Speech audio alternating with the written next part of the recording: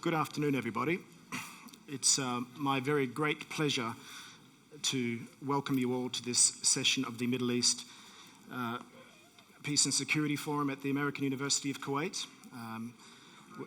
Of Kurdistan, I should say. Let's start again. American University of Kurdistan.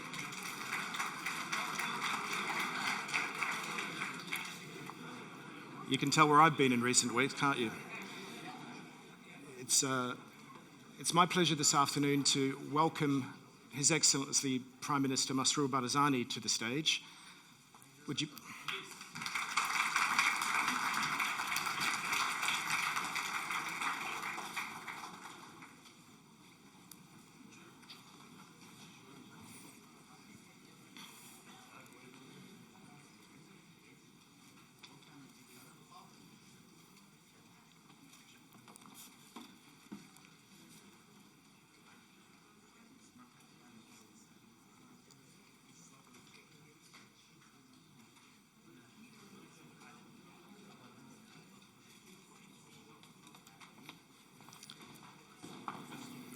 Thank you, Prime Minister. It's a pleasure to have you here and to spend this hour with you, and I'm looking very much forward to turning this into a robust conversation about your time as leader, your time as Chancellor of the Security Council in the KRG, and also to speak more broadly beyond the very real, very significant issues which you are stewarding here in the Kurdish region, but also a chance to have a look beyond the borders of the KRG and Iraq and into the region itself. Now, you've been Prime Minister for just 2.5 years now, since July 2019. For 7 years, roughly prior to that, Chancellor of the Security Council, where you spearheaded the global fight against the Islamic State terrorist group. And I think it's important to acknowledge up front that the efforts that you and the Kurdish people and the Iraqi people made to fight the Islamic State did the world a great service, and that the world does owe a debt to the KRG and to Iraq for helping get rid of the scourge of the Islamic State. So thank you for that up front.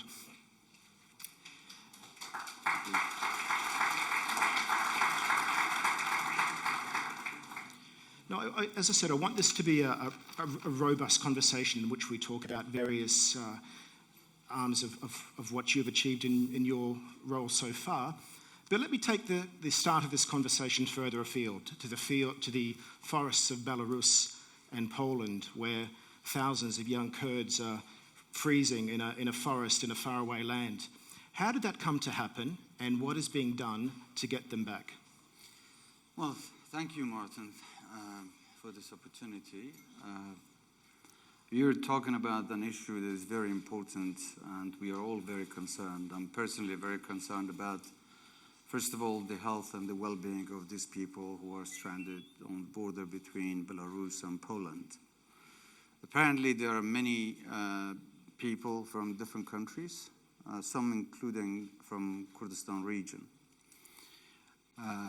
Unfortunately, it looks like that these people have been exploited by a number of group of, let's say, travel agents, human traffickers, some of the political merchants, if I may say that, and of course, some people from outside in Belarus as well. These people did not leave this area under any sort of pressure, and they were not legally pursued, or they didn't have any restriction on their travel. So most of these people traveled freely on their own will through airlines and official channels. After they went to Belarus, spending some time in hotels, and then they were directed to the border to cross into EU. Unfortunately, the situation, the cold weather, and what we've seen, some of the footages on TVs and videos that we've seen, is very concerning, because some of them have children. And these children are innocent people who are unfortunately paying the price for what looks like to be a political game.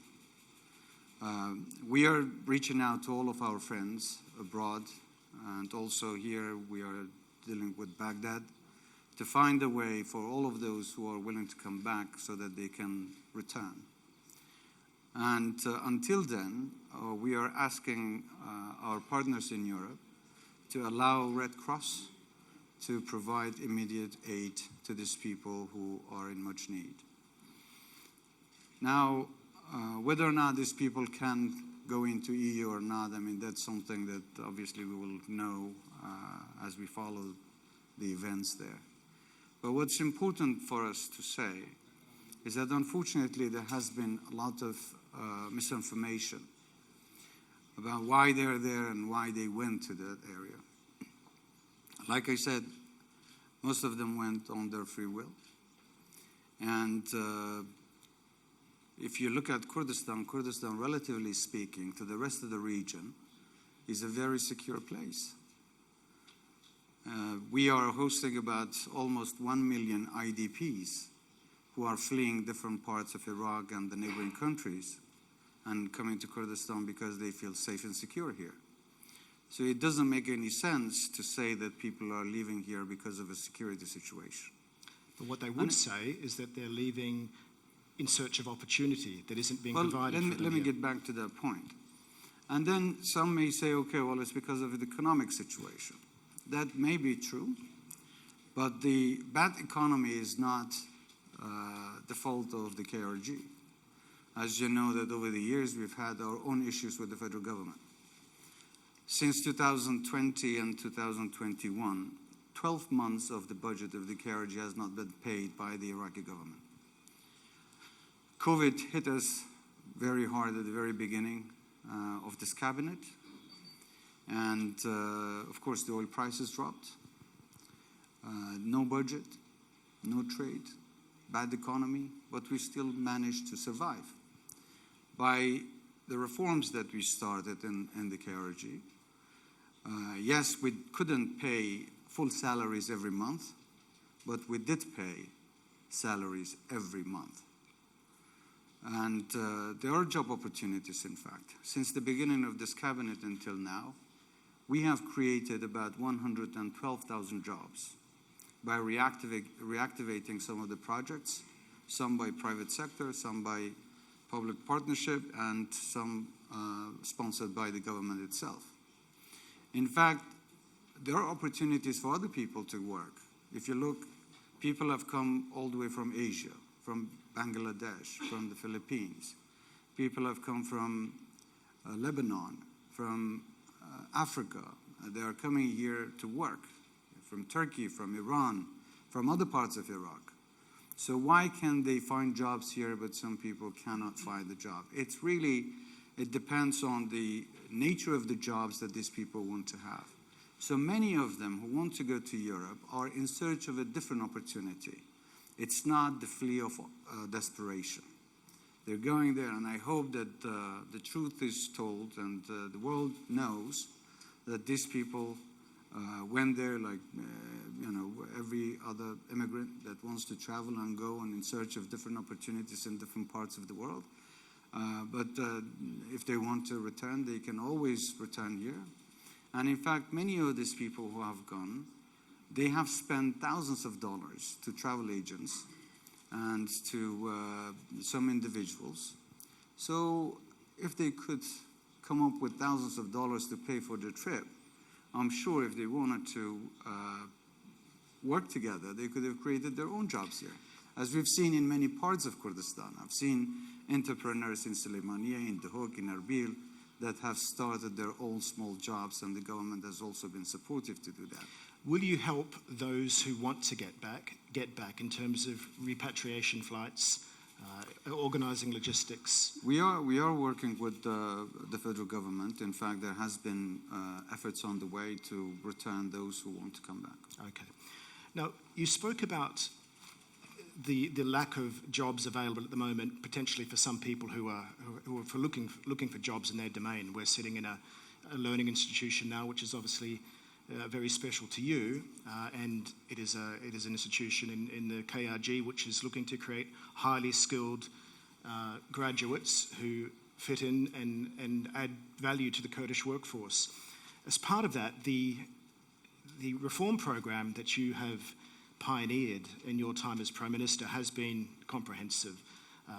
We're talking diversification, empowerments of institutions, efficiency drives, even I hear privatisation of some aspects of state infrastructure, the distribution sector of the electricity industry, for example.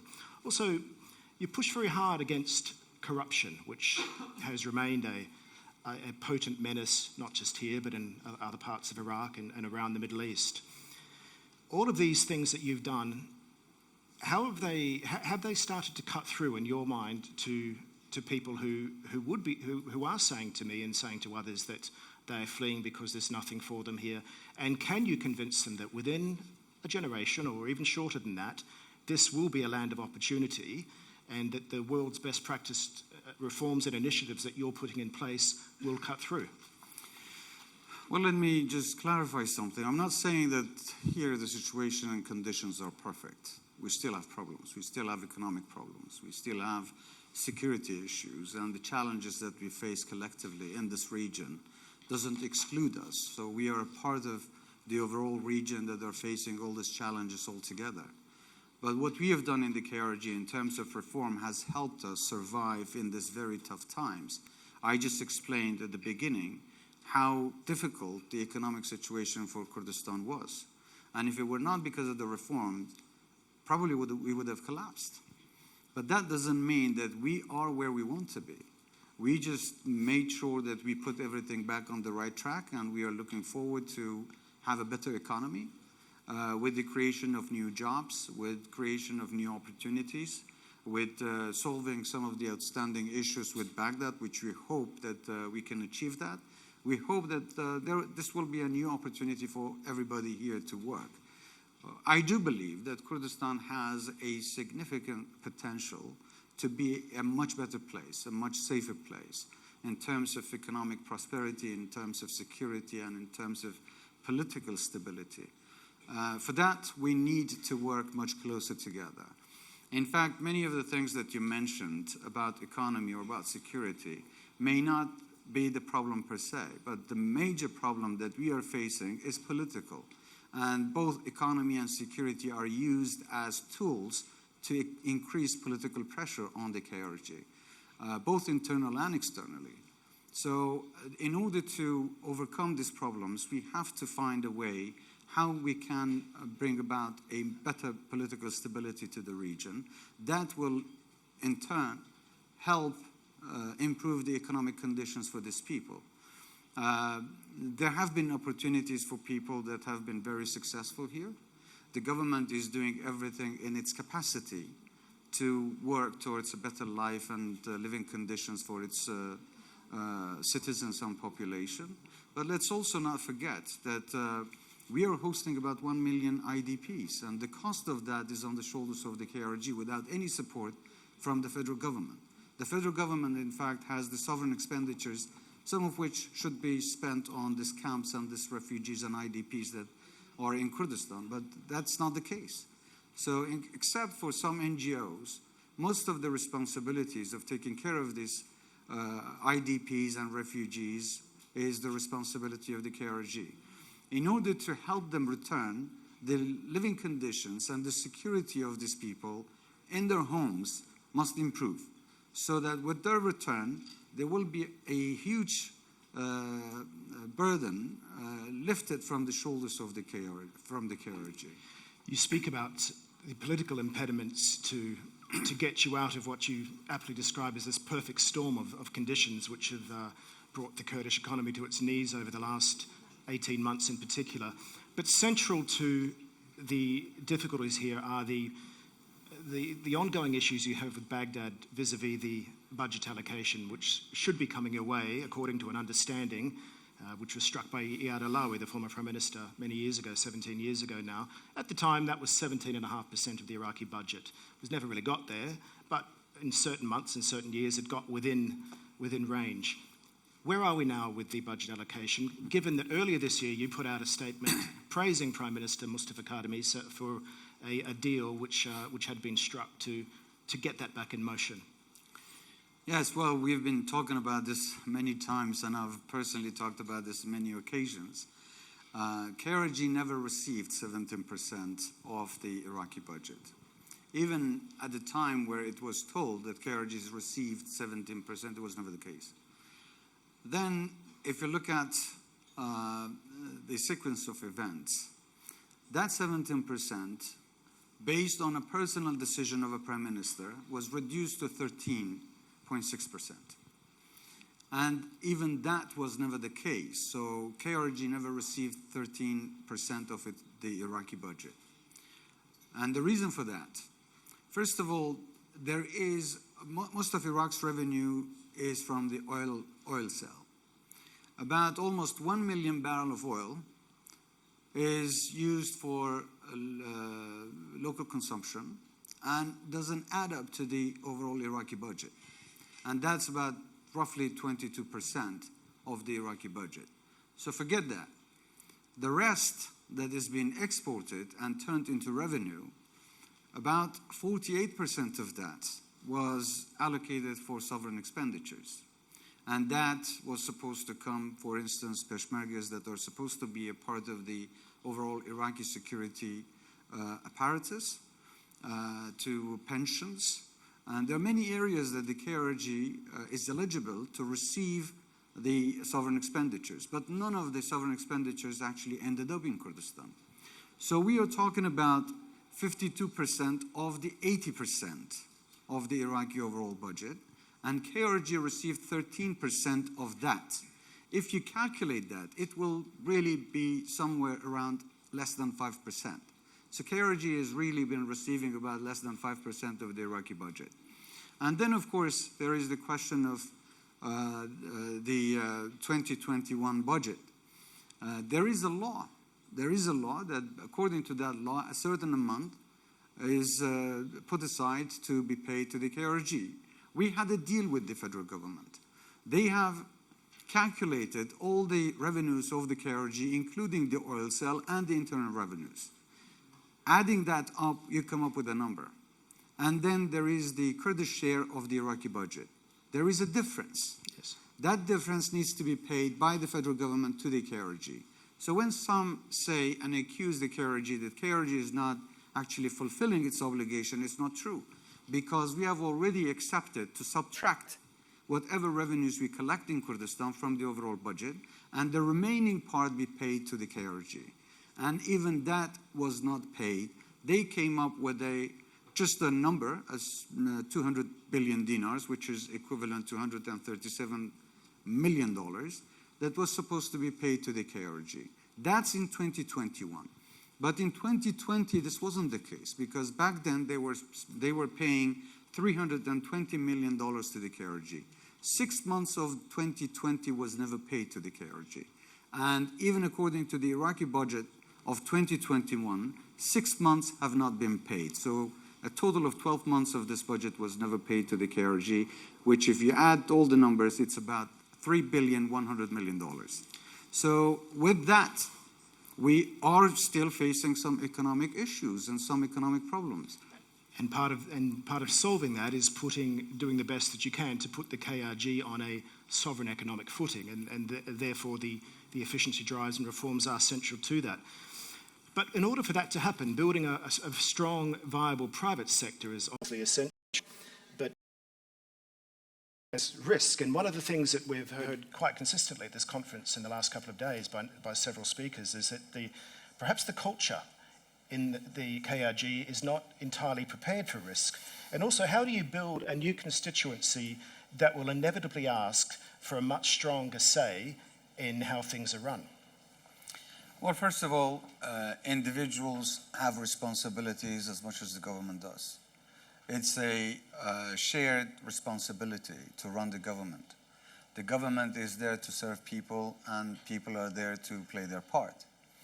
Now, in terms of the reform that we have made and the jobs that we've created and everything that I just talked about, I don't want to repeat myself, have helped to improve the conditions and actually help us survive until this moment.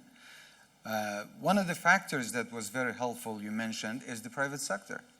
when we were in very desperate need of doing some projects so that the economy could get going, was for me to invite all of the private sector businessmen to come, and we sat together.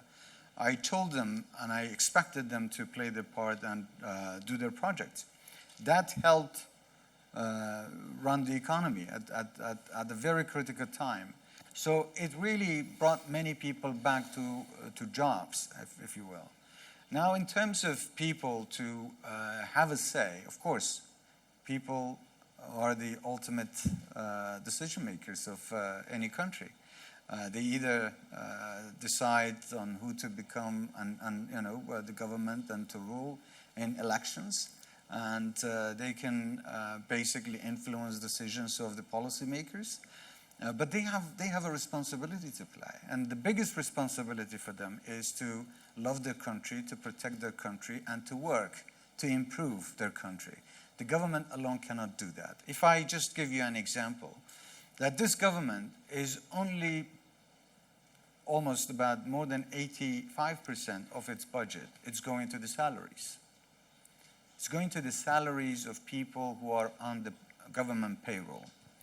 And these are about 1,200,000 people, 200,000 people, 1,200,000 people. But the population of Kurdistan is more than 6 million. So we still have roughly about 5 million people who are not on any payroll. What does that mean?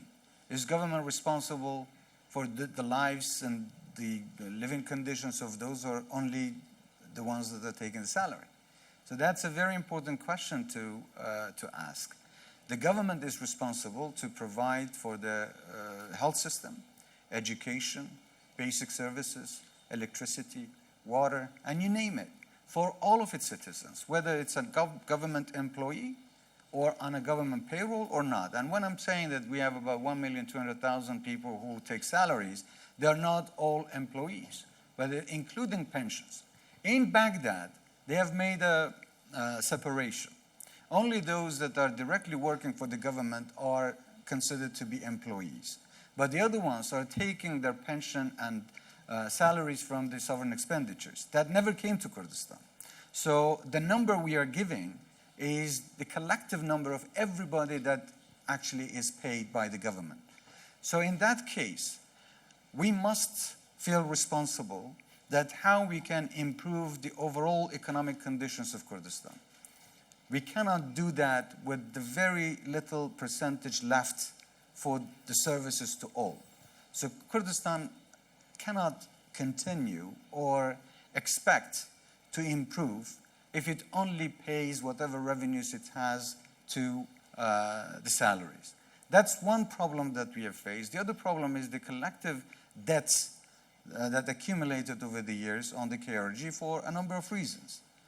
4 years of fight against ISIS from 2014 until 2017, not a single dollar was paid to the KRG from Baghdad. So KRG had to borrow money from the oil traders to be able to run its affairs. Those are now debts that we inherited. We need to pay them back. So when you look at the overall revenues, these revenues are not enough to pay the debts, to pay the salaries, and yet to also improve the economy of this region. For that reason, we started a reform to cut the expenditures of the government and to collect the revenues so that we could put in a better use, to build an infrastructure that could help Kurdistan to be economically self-sufficient. So we are diversifying the economy to look at other sources of revenues. We are looking at improving agriculture and building industries and looking at tourism to be additional revenue avenues for the KRG. I want to zoom out a little now and move on to the broader neighborhood. And let's start with Syria, which is the disintegration of which over the last 10 years you've had a front row seat to quite a unique vantage point. We're at a point in the Syrian civil war where we can almost call it the post-war period. And what now for Syria? It may well be the definition of a Pyrrhic victory, but is it time to acknowledge that Bashar al-Assad has won and just to move on? Well, he survived. I don't know if it would be the right terminology to use, to call him a loser or a winner, but he survived. He survived against all the odds, and this is a new reality in Syria. Now the question is, what should be the future of Syria? Of course, as neighbors of Syria, we want to have peace, we want to have stability, because one way or another it's going to affect the situation in Iraq as well.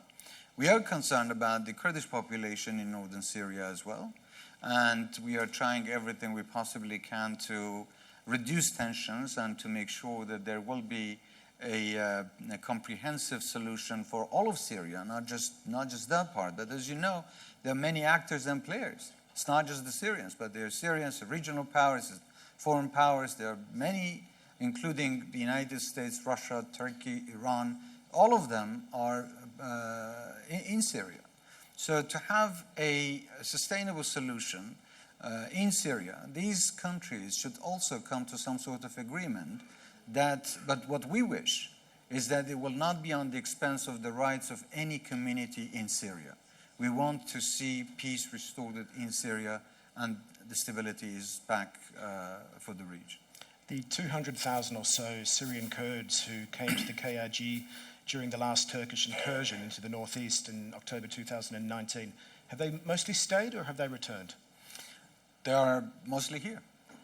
They haven't returned. Some very few of them have returned.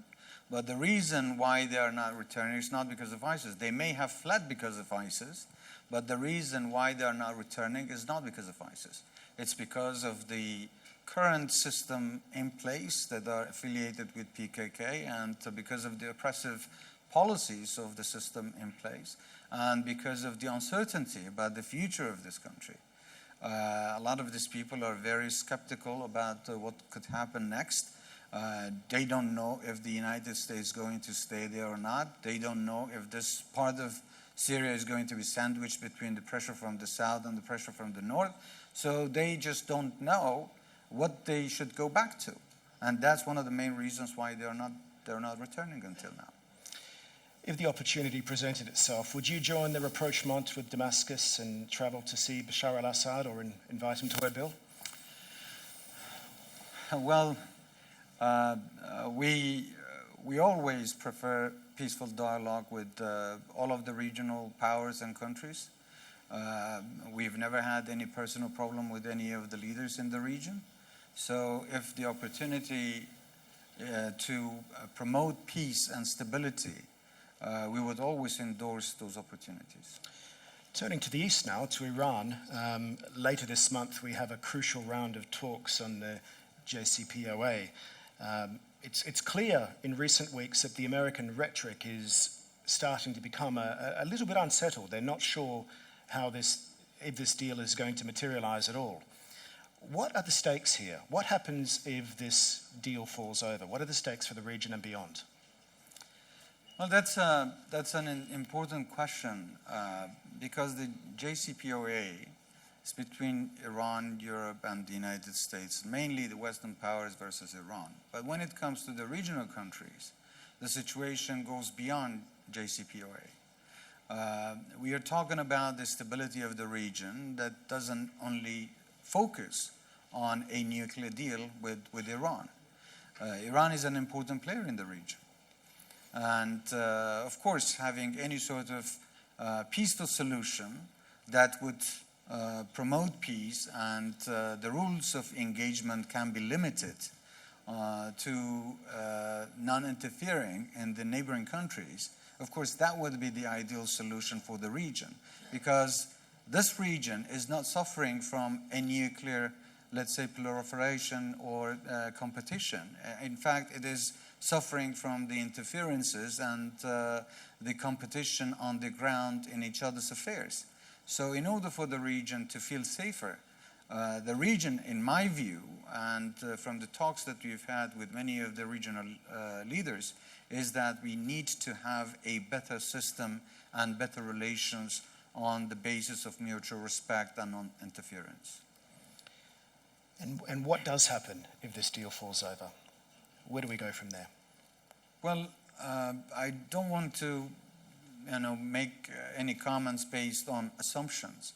Let's hope that it will not fall apart, and hope that there will be some sort of an understanding that will help the region and the stability of the area.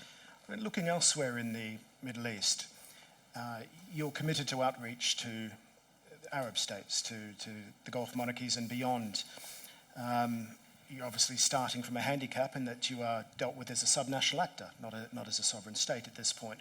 But have you had any success in recent times in looking for trade routes, looking for investment, looking for political connections outside of Iraq?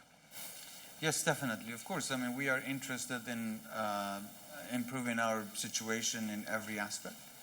We have reached out to the neighboring countries. We have reached out to the Gulf states, the Arab countries. We have reached out to Europe, to the US, to even Asia. One way of doing that is by increasing our economic relations and trade between the two sides. But the trade, in our view, is not going to help us very much if it's just one way, importing from other countries.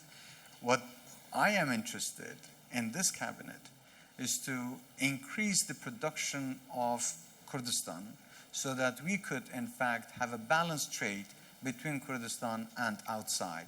So one of my major tasks in my visits abroad was to find a market for the local products.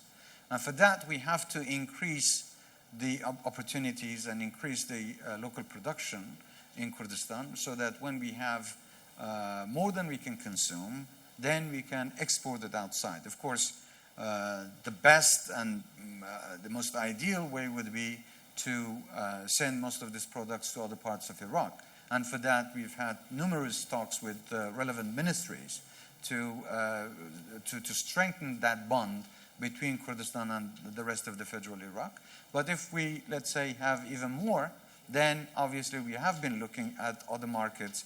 And in fact, there have been some successes in exporting some of the products outside as pilot projects. And we hope that by increasing our products, we can in fact help that sector as well, which can generate more revenues for this country. A viable export market requires buyers, it requires trade routes, and it requires connectivity as well. Have you had any success in establishing more flight routes in and out of Erbil or with the immediate neighborhood in working towards any bilateral trade arrangements outside of Baghdad?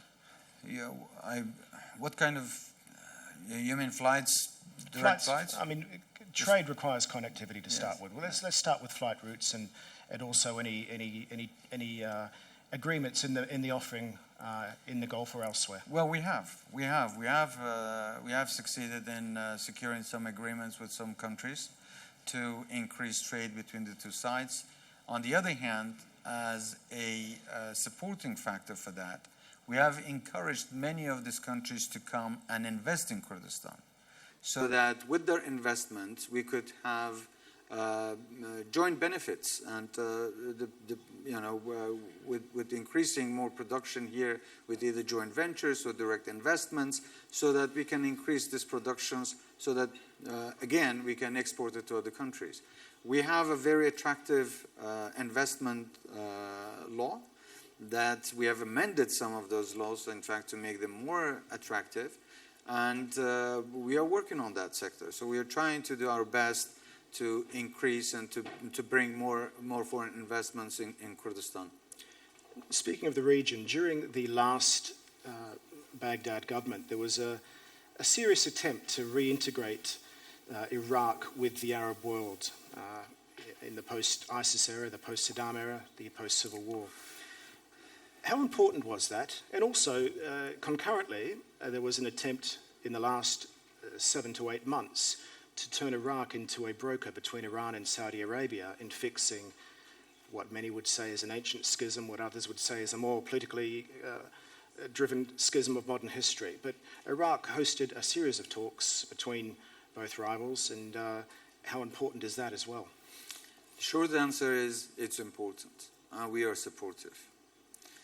We do believe that Iraq needs to get back to its original place of being an active player in the region and in the world. So having more engagements with different countries in the region or beyond is going to help Iraq. We in Kurdistan region are a part of this collective security and stability. So the more Iraq moves towards security and stability, I mean, we also benefit from it. So we do support that, and we think it's important. I mean, in Baghdad, things are rarely stable politically, but last week we saw a real political assassination attempt at the Prime Minister, Mustafa Kadhimi. What did that represent, and who was behind that? I think we have to wait for the final results that can be officially announced, who is behind it. But it was a cowardly act. We condemned it at the very beginning. We expressed our support to the Prime Minister to promote democracy and stability in the country. So whoever did that did not think of any sort of, let's say, solution for this country. That was an act of creating more chaos, more problems.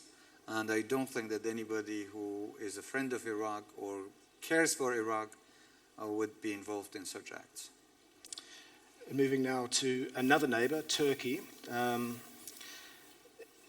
powerful friend to have and a difficult friend to have at times. I want to focus on the northeast of Syria. There's been some belligerent rhetoric out of Ankara in recent weeks suggesting that another incursion may be planned. What would happen, what would be the impact if that was to happen? And beyond that, is the peace process with the Kurds flatlining?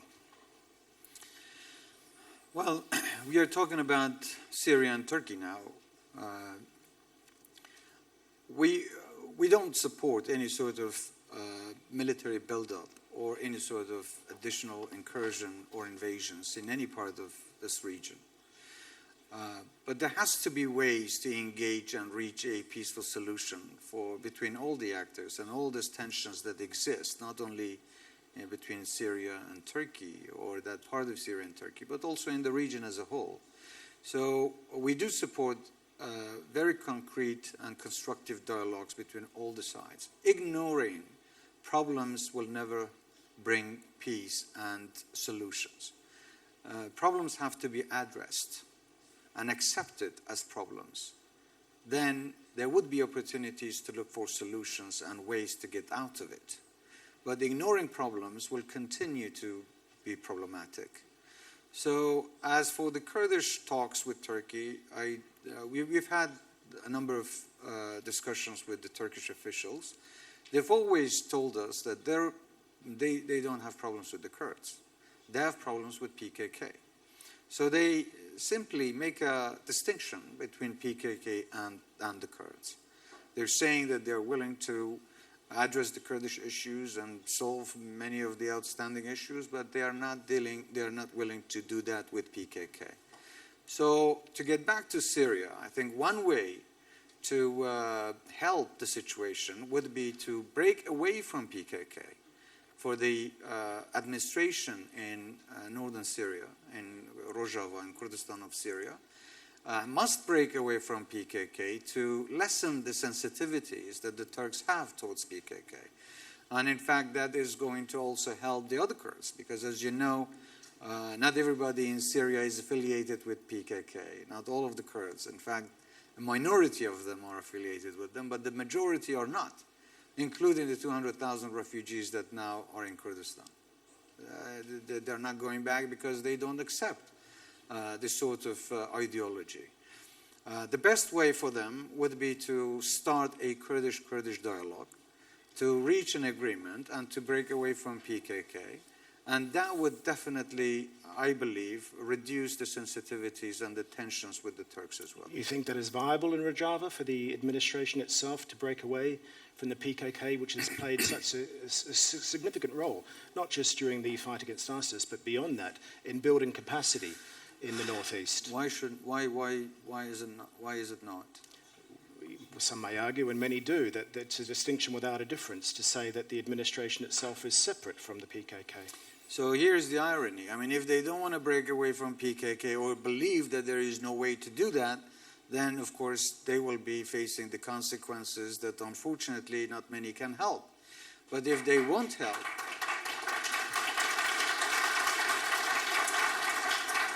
if they won't help, then they must accept to break away from PKK and start a better future. Just getting back local now, the reforms that you've put in place, is it fair to say that you're almost staking your legacy on those reforms taking root? That we are at such a critical juncture in the modern history of the KRG that these simply have to work. What happens if they don't? Well, we don't have that option. It must work, and it will work. Why are you so confident? I'm confident because I believe in the abilities of our people. I believe in what we have done, and we have the vision, we have the people, we have the resources. So failure is not an option. Do you believe you have the buy-in from the society? Could you elaborate that? Do you believe the society are invested in what you're trying to achieve? I think, well, we complement each other. So I'm not saying, what we do or what they do. We collectively have to do it together. And I do believe that we need, of course, to increase communication with each other. We need to build trust more between the government and the people. And once we reach that point, I think success is inevitable.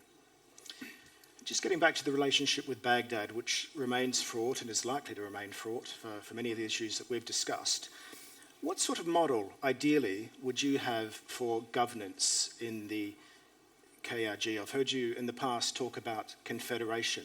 Mm-hmm. Is that something that you would still endorse? And if so, could you explain exactly what that model would represent? Well, let me just give you maybe a broader explanation of this. If you look at the history of Iraq, and we heard some people speak about this morning in the two panels that they had, talking about the history of Iraq. Iraq was never at peace, ultimate peace. Either it was at war with some people or with its neighbors. That was the reason that a country like Iraq, that is so rich in resources, natural resources, so rich in humans, why Iraq is where it is today. There is only one answer to that. Because the systems in Iraq were not supportive of all these opportunities that exist in Iraq. It was bad systems, bad governance, bad administrations, bad managements. And continuously that's been the case in Iraq. So, and there are reasons why. Because there are some deep-rooted problems in Iraq that often politicians try to ignore. Everybody wants to have a good speech. Everybody wants to look good. But to look good means that you have to ignore the real problems. Because once you touch the real problem, then you can be accused of being a separatist or of being an anti-system. That is the main problem in this country, in my view. There are serious issues, but there are solutions. But like I said just a little while ago, the first step towards solving problems is admitting to the problem, admitting that there are some serious problems. If you look at the differences of communities, look at the national identity in Iraq. How many are Iraqis before they are something else? There are Shia Iraqis, there are Sunni Iraqis, there are Kurdish Iraqis. But are there Iraqis that are no Shias and no Sunnis and no Kurds? Well, I'm glad you raised national identity because Syed Amar Hakim spoke persuasively about this morning, talking about the need for a cohesive national identity. Let me ask you, as the Prime Minister of the KRG, are you a Kurd first or an Iraqi first? I am a Kurd.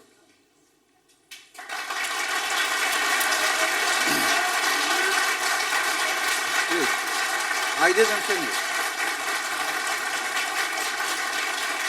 Please. I didn't finish. I didn't finish. The reason...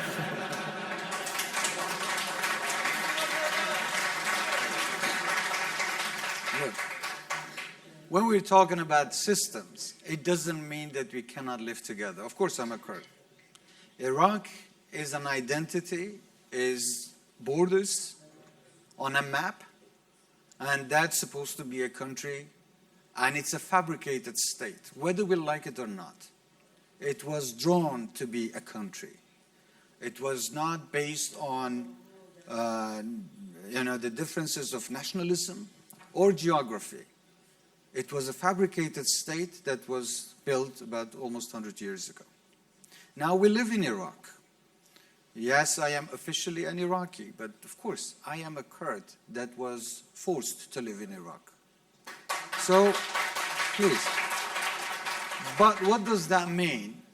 That means that we can still live together. We can use the examples of European Union. The Europeans have fought for hundreds of years to create their own states. And then they realized that they can create a European Union, lifting borders, live together.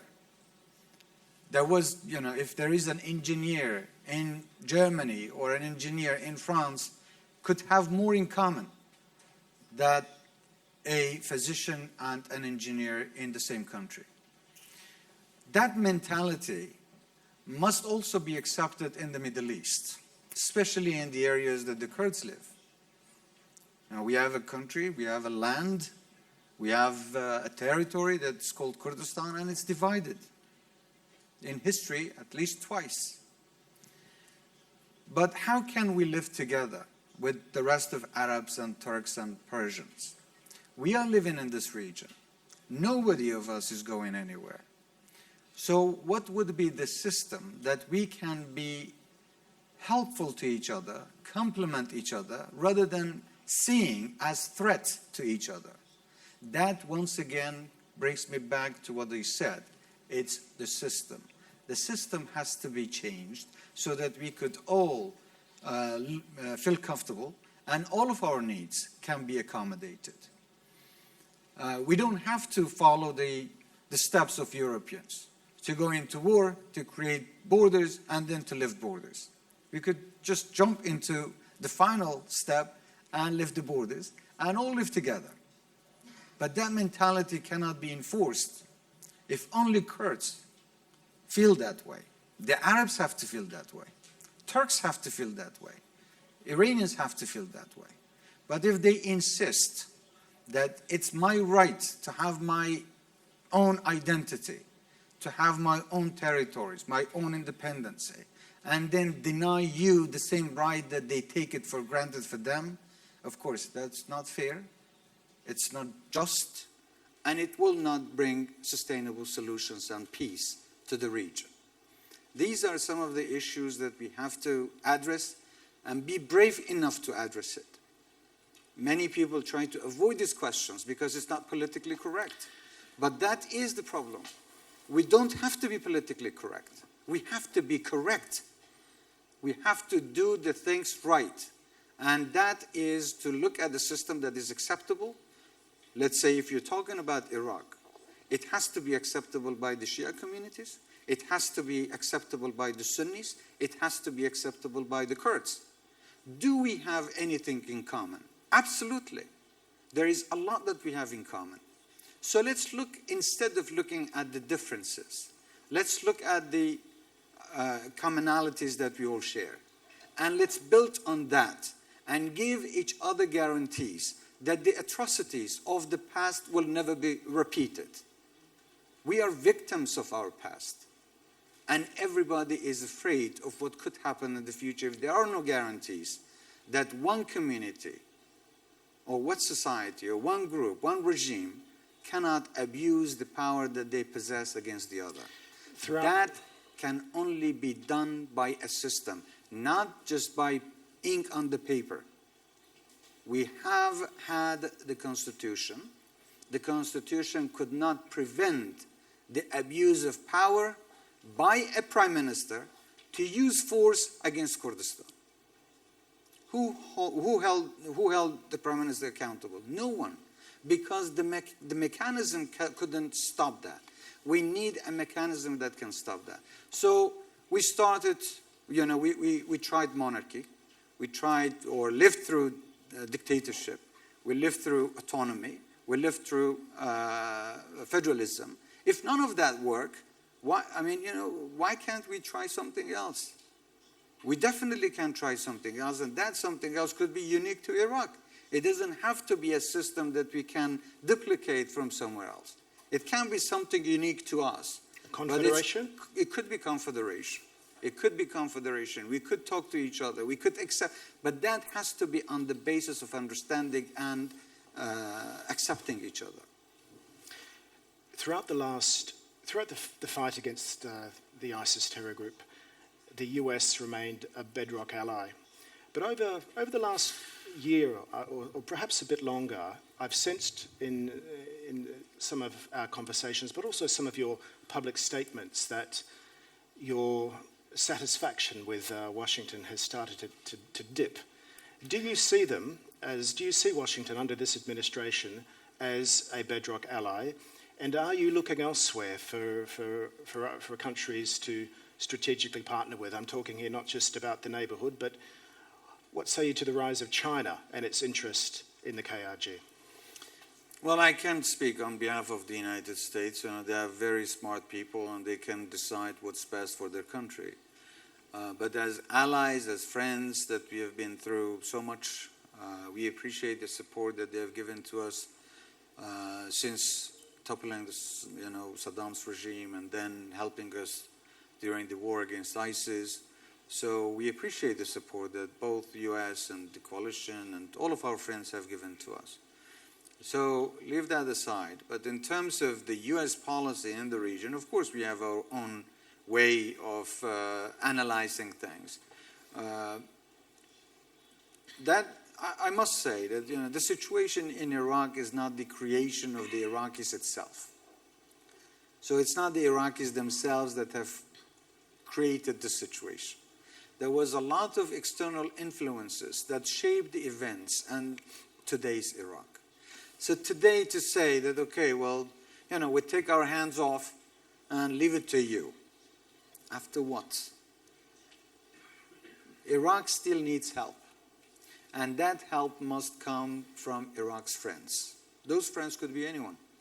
But we do believe that America is a friend. This engagement of the United States in this region can change the balance.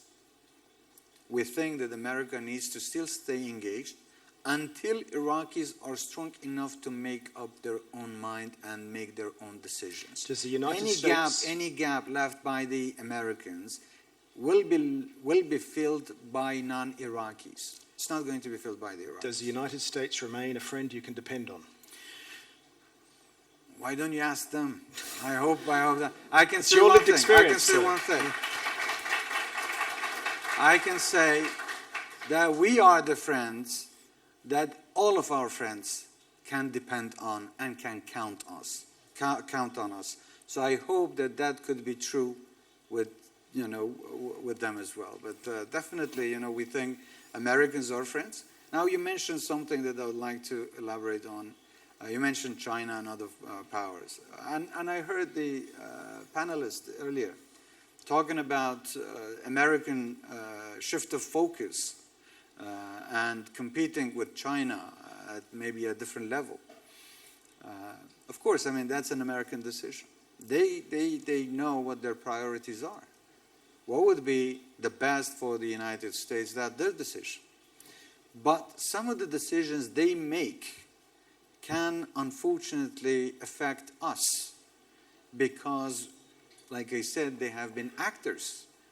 So they can't, any disengagement has to be gradual and has to guarantee some sort of stability before they disengage. That's important. Now with the and this is not my job to tell the Americans what to do, but there are some facts. If America, let's say, disengages and wants to just focus on competing with China on technology, but disengaging from the region, what does that mean? That region can become an area of maneuver for America's competitors.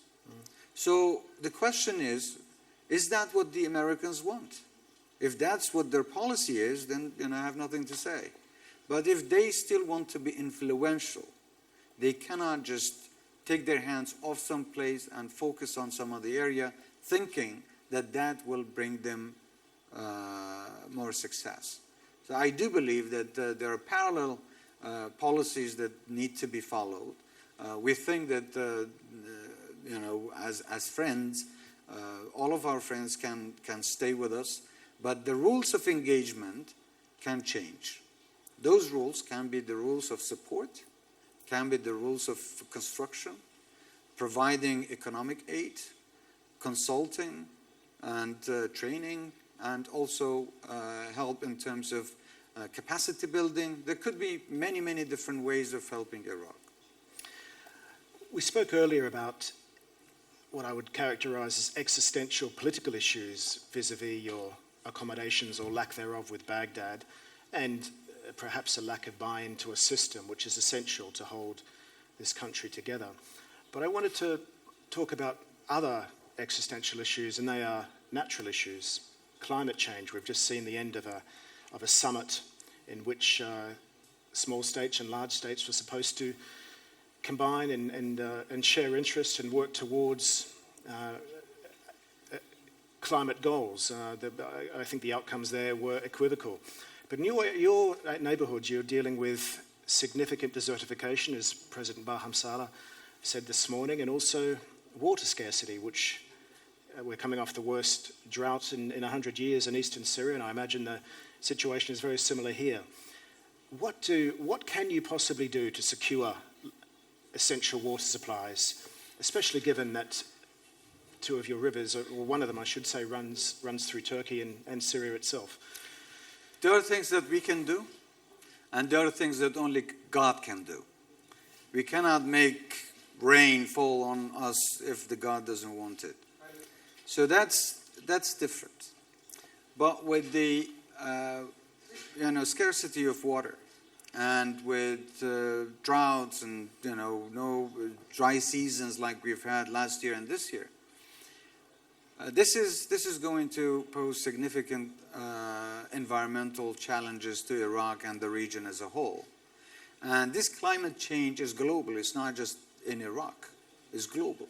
So we all are collectively facing this. And I think if I could just make a general remark, if we don't respect the earth, if we don't respect the environment and the earth is going to retaliate against us. So we need to be respectful of the environment we live in. Now, to get back to some more specific questions you mentioned, of course, because of understanding the danger of, let's say, water supplies and issues, unfortunately, there are international laws that deals with this. But if we look at the sources of water that come into Iraq, there are two major rivers that enter Iraq from Turkey, one directly, which is Tigris, and then the other one is Euphrates that comes through Syria and then enters Iraq. Any sort of blockage of this water or the flow of this water is going to negatively affect the situation in Iraq. And I think this is, again, a collective responsibility. Nobody should think that if I secure my situation, and in this case it's food security, then I don't care about what happens to my neighbor, because that neighbor can pose different threats to the security of the country of the source. Because there would be more migrations, there could be more, a bad economy could lead and give birth to more extremism and terrorism. So we are in this together. We can't just think about our own security as an isolated entity. We have to look at collective security in the region. And this is important. Now, the waters, for instance, that feed both lakes of Duhok and Darbandi Khan have been diverted. But if these lakes dry out, if the economic situation in this region falls apart, then what happens? These people have to, it's human nature. They look for ways to survive. And those ways could not necessarily be helpful to the neighboring countries. So the best way to help Iraq, the best way to help these people would be to help improve the living conditions in this country so that we can basically become of better use. Now, what we have done, in this cabinet, we anticipated this problem. We've decided to build 23 dams. Some of them are small, some medium, and some of them are relatively large size. The small ones and the medium size are under construction, and the larger ones we need funds. So one way to deal with this water issues is to help us finance these dams that can actually help survive and save people here. It's not just in Kurdistan, but it's in the rest of the country.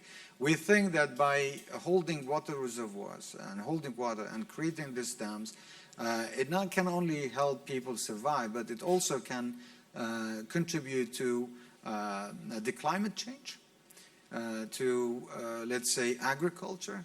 It can help industry. It can help tourism. So in many ways, it can be beneficiary. And this is our policy. And I hope that at the beginning, we may need some hand of support. But at the end, I'm sure that this will pay off, not only for us, but for everybody that engages with us. Kak Masrour, this has been a fascinating conversation. You've given us the granular detail at local level and the panoramic take as well on the region. We could talk a lot more, and I'd be very happy to, but I'm told by the organisers that our time's up. So on that note, ladies and gentlemen, please thank His Excellency, the Prime Minister Masrour Barzani. Thank you.